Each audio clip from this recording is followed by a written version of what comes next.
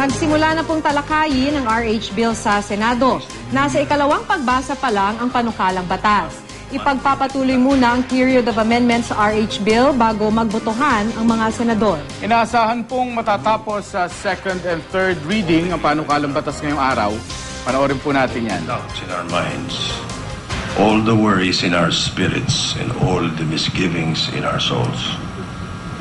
Lead us, O Lord, to the path of uprightness and make us steadfast in our sworn duty to serve our people, but always mindful of our weaknesses and limitations.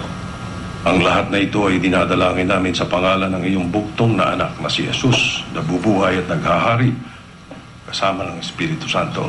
Amen. Please remain standing for the national anthem, which will be sung for us by the St. Mary Magdalene Parish Choir. Ngayong araw nakatakdang pagbotohan sa Senado at Kamara ang Reproductive Health Bill.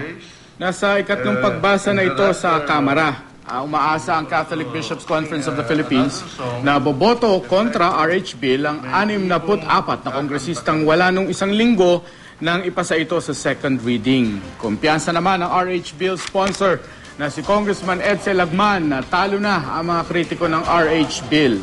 Sa Senado naman, nasa ikalawang pagbasa pa lang ang panukalang batas.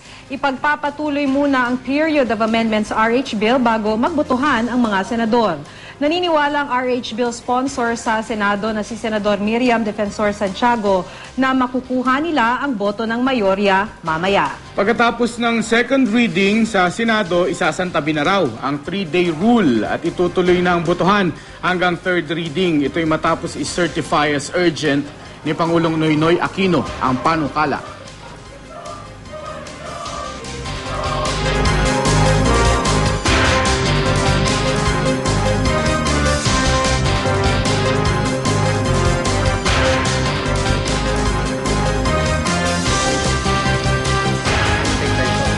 Kaya naman partner, ang ating pinapakitang live na kuha ay sa Kamara naman sapagkat partner sa bayan na tinatalakay ng both houses of Congress ang RH Bill. Pero itong Kongreso, itong Kamara na binantayan natin last week ay tapos na sa second reading. Kaya third reading naman, mas advance sila na isang step. Pero kung ang Senado ay magtutuloy-tuloy ngayong araw hanggang third reading, magsasabay na yan at magbabicameral, di ba partner? Ikaw partner, matagal kang nag-cover ng Senado. So ano bang ibig sabihin yan? What's the next step? What does this mean? Yan yung ginagawa ng Kongreso at Senado ngayong araw. Okay. Hindi bilang eksperto, kundi 4 na taong nag-cover. Bilang isang dating Senate reporter. Ang alam ko, pagkatapos niyan ay magkakaroon sila ng bicameral conference committee hearings para yung pag-isahin yung version ng House at ng Senado. Diyan mangyayari na yan sa bicameral. Oo, kumbaga paplansyahin mo into one bill na siya namang pagka nagkasundo na kayo, ipaparatify nyo naman sa Senado, sa inyong plenaryo sa Senado at sa plenaryo naman ng House.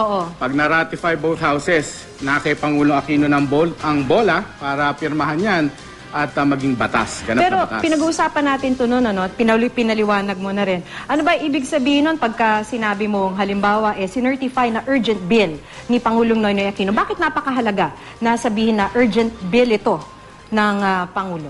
May mga shortcut sa proseso kasi ang kagaya ng binanggit natin kanina, hindi na susundin yung 3-day rule, Pwedeng from second reading, idiretso na nila ngayong araw din to third reading yan para mapabilis ang proseso.